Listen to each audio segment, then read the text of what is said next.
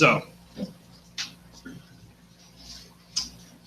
Kevin's story was about a man reworking his financial goals as he followed God's direction. How important are economic factors in the life decisions you make? How important do you think they should be? And be honest.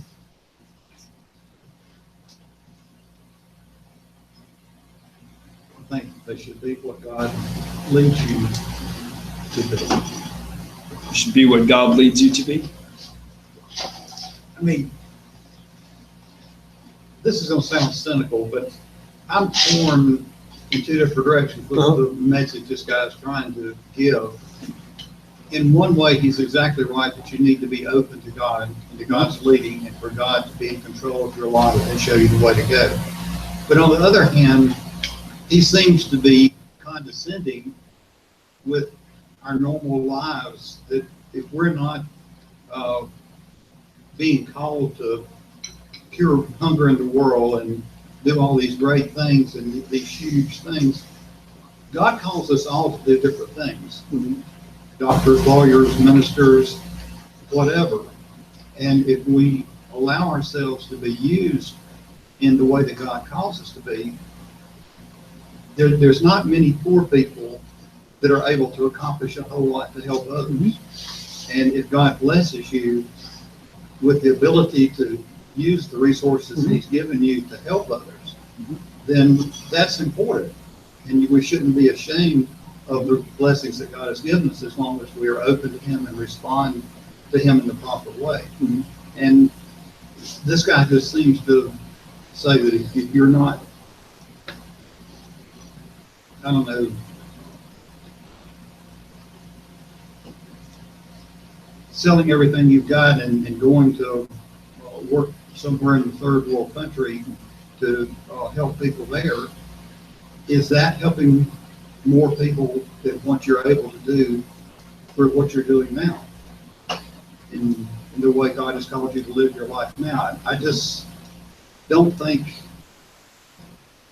we're necessarily wrong in where we are, as long as we're responding to God's call for our lives and what He chooses for us to do. Mm-hmm. And maybe it just is me the way it comes across, but it just seems that if you don't change your life and go in a different direction and do away with any pleasures or luxuries or anything that you have, that you're not doing God's work. I just don't see that. Part of it is examples that are given. Oftentimes, examples that are striking are more, it's more impactful, right?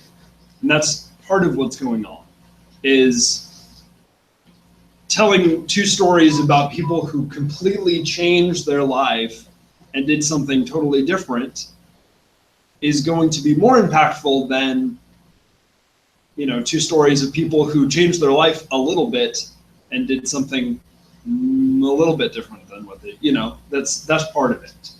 Part of it, I think maybe you're hearing some things that are not necessarily intending to be said. And as you say, kind of reacting. I certainly see the positive side of what he's saying, and not to curl up into your own desires and what I just want for myself. Right. Yeah. Be open to what God leads me to do. Yeah. But just because I don't go across to the other side of the world and devote my life to people in Africa or something like that, doesn't mean that I'm any less making an effort to follow God's will for my life and what He's led me to do and the people He's chosen me to impact, and means for people to support themselves, jobs that I provide for people and families I support and community I support, and this type of thing. Those are the things that I'm struggling with, that he's basically dismissing as not worthy. And I think you're hearing a dismissal where I'm not sure if there is one there. I know for a fact that one of the examples that are going to be given in this video is of a woman who absolutely is called to, this is the job that she has, and that's where she serves God. and does amazing things in it. So I think a lot of it is just a striking example is more impactful than a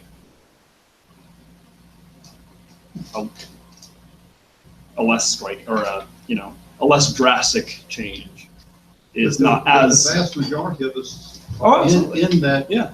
thing that we can't change the world, but we can help improve where we are.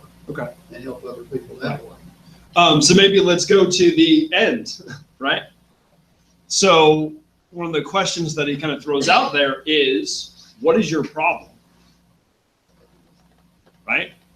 And in the video and also in the book, he kind of makes the claim that we can have small problems that we face. And we have large problems that we face. And in some ways, we are defined by the problems that are ours, right? So maybe that's a different question, or thinking about it in a different way. What are the problems that we are here to, what is your problem, right? What is the thing that you are called on this earth to do something about? Now, someone like Kevin, or, and from, if you were here for the Light of Eternity, that documentary, you've met Kevin before, right? When Francis came to him and said, I want you to move from your nice area and your nice house and your nice school district, and I want you to move to a place that's crime-ridden and terrible, but this is why I think that we should do this. He had to face, okay, what is my problem, right? Is my problem ultimately, as he had, this problem and this question that he had kind of given to him since he was 5 years old, I need to make money so that I can take care of my family, right? Is that his ultimate problem, or is his ultimate problem, I need to go proclaim the gospel in the ways that God has called me to?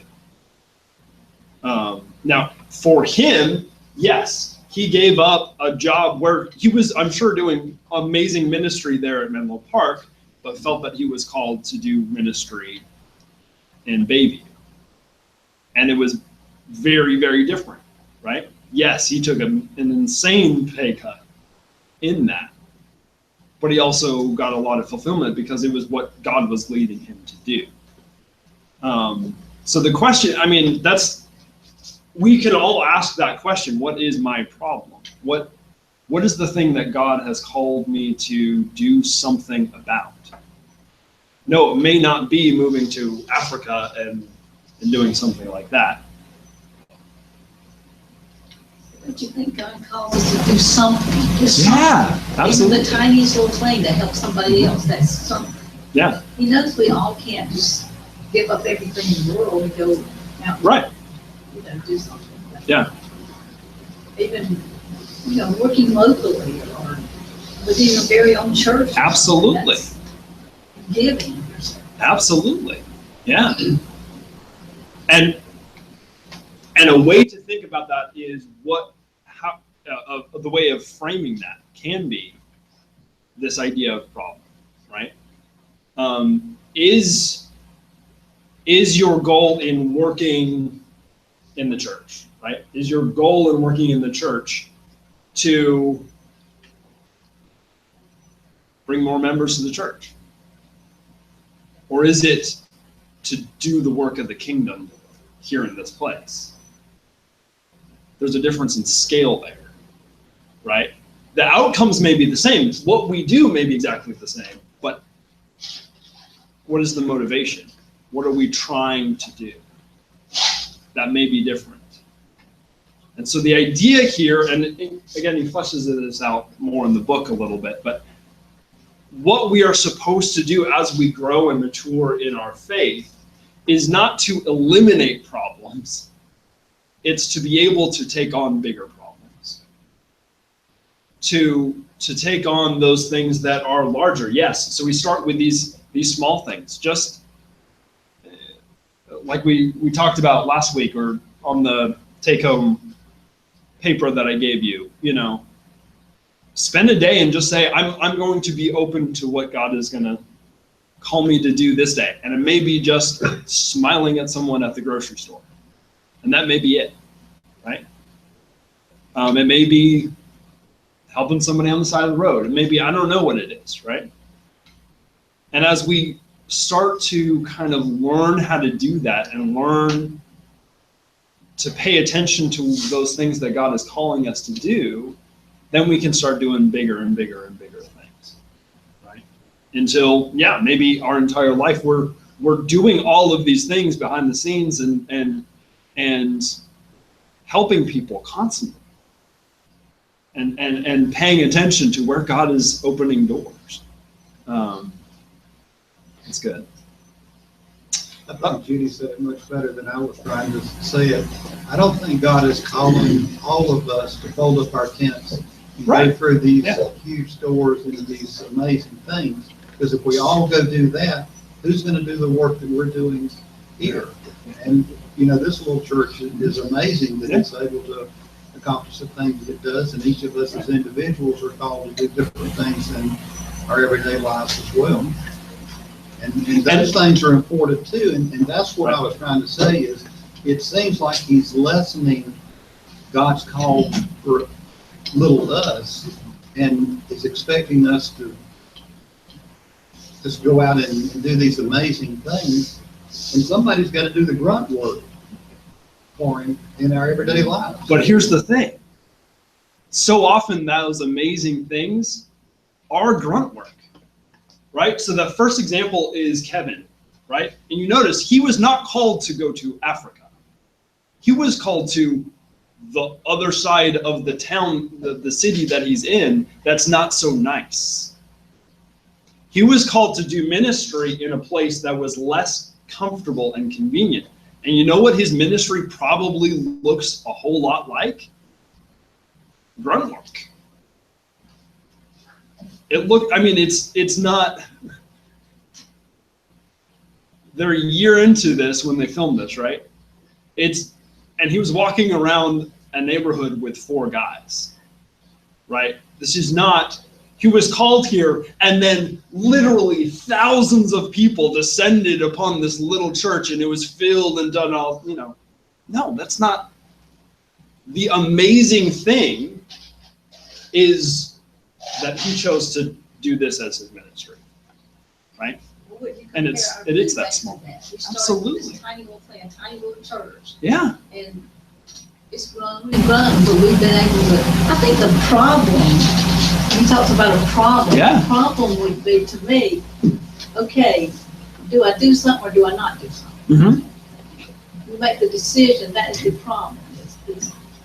You have to make a decision whether you're going to be Christ's messenger, be his hands and feet, or sit back and not.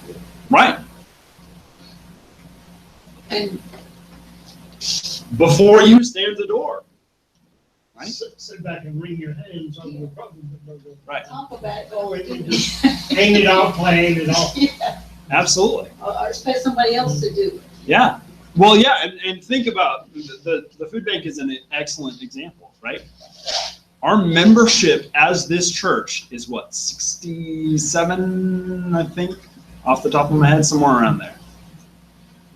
We regularly serve on a Saturday. We serve 150% of our membership in families.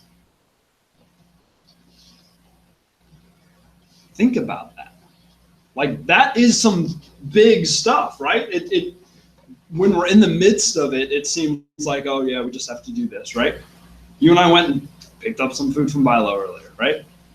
And it's just that those little things. But if we step back and we look at it from the broader spectrum, it's big things, right? We are really actively working to alleviate hunger in our community. That's a big thing, right? So no, it doesn't have to be giving up everything and going and doing something else, though it can be, right? Yes, sir. Okay, people that were the examples, Uh-huh. okay, what they did is pretty profound for each one. Right. Which is, I guess that was being used as the narrative to get the point across. Yeah, right. That's how I would see it. Right. We just, two individuals with two individual stories. Yeah. And that's what happened, they happened to do. Mhm. Okay, tying into the rest of what the man said. So the question for us is then, what do we do? What do we give up? Yeah, what do we give up, right? And it may not be our entire paycheck, but it may be something, right? Because oftentimes these open doors mean sacrifice, right? Paying for a meal for somebody who you know could really use it, that's a sacrifice on your side.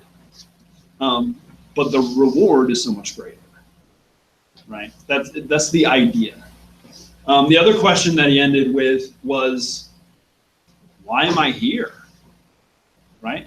In the book, he calls this the Lloyd's Prayer, because there was a guy in this church named Lloyd who I don't remember what it was exactly.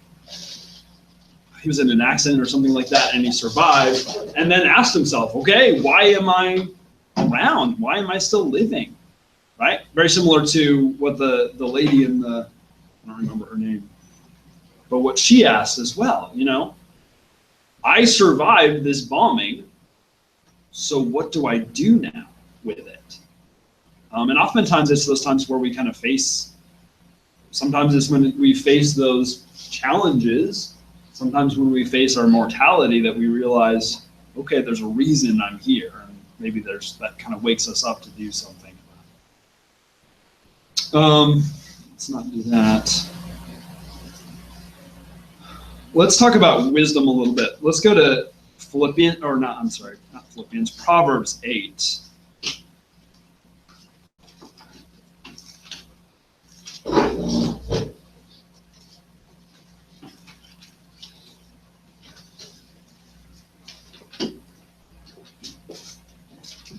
And Proverbs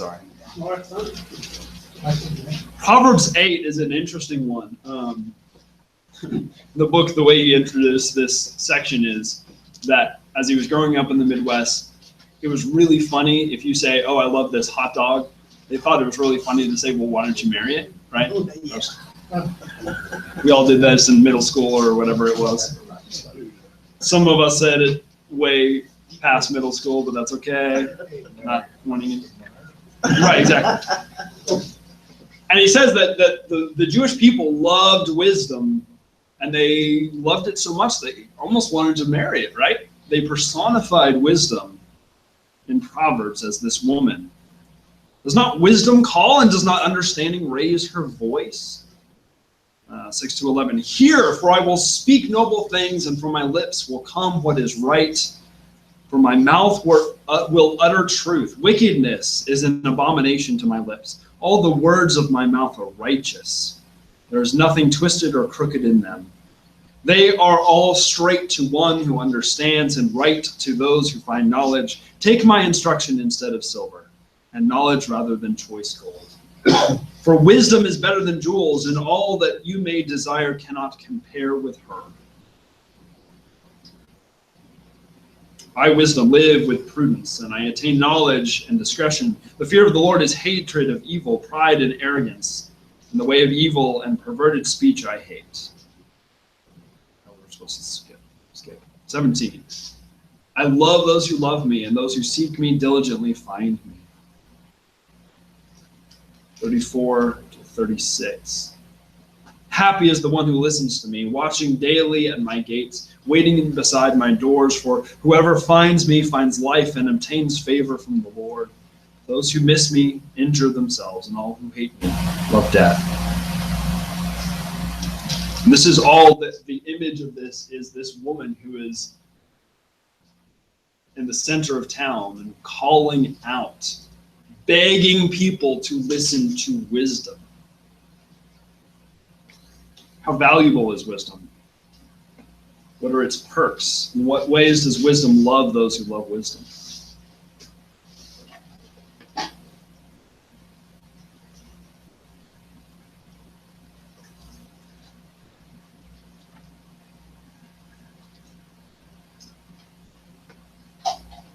Where's the value of wisdom?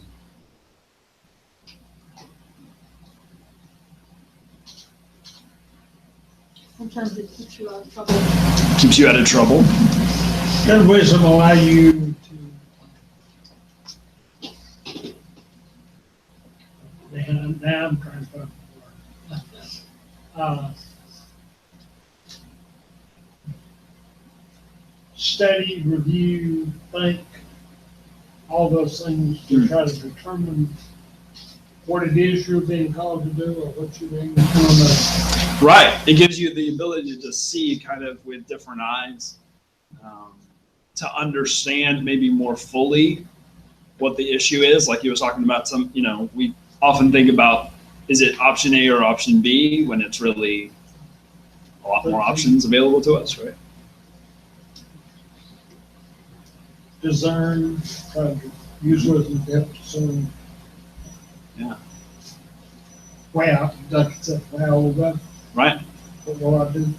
And back to James that we just looked at, right? If you lack wisdom, if any of you lacks wisdom, pray to God, He will give abundantly.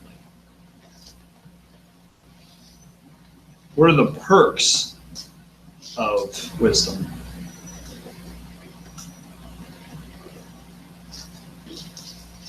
Fewer bad choices. Yeah. Better choices. Phrase we hear that. I guess it was because something my father talked about like that was the fear of the Lord is the beginning of wisdom. Yeah, right. That's where it And starts. that's fear, but in spirit. Though, a little bit of scared sometimes Oh, too. scared, Yeah. You know, But- I mean, Yeah, respect and honor. respect. Yeah, That's right. absolutely. It's the beginning. That's just the beginning of wisdom. Right.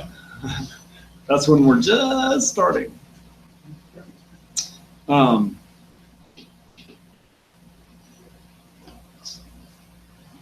that, I can't remember this is in the video, I don't think so. He started on this, but a lot of this wisdom literature language from the Old Testament was applied to Jesus, right? That He was wisdom personified.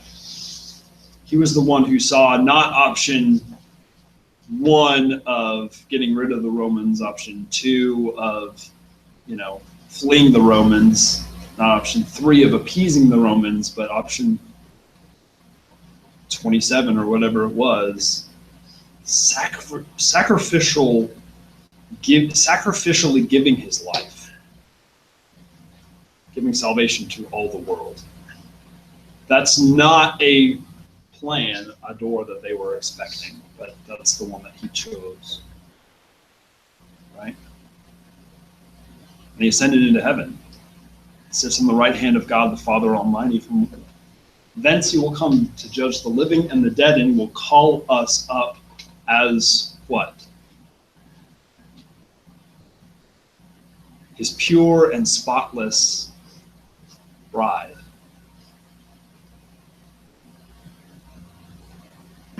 You love wisdom so much, why don't you marry it?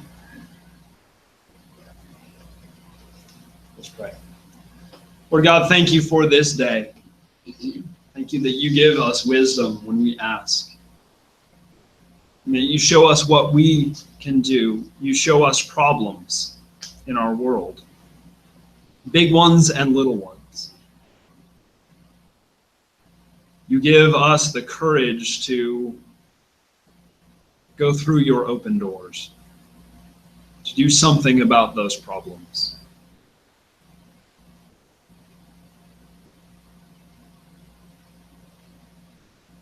Lord God, thank You for putting us in this place to do Your work in the world.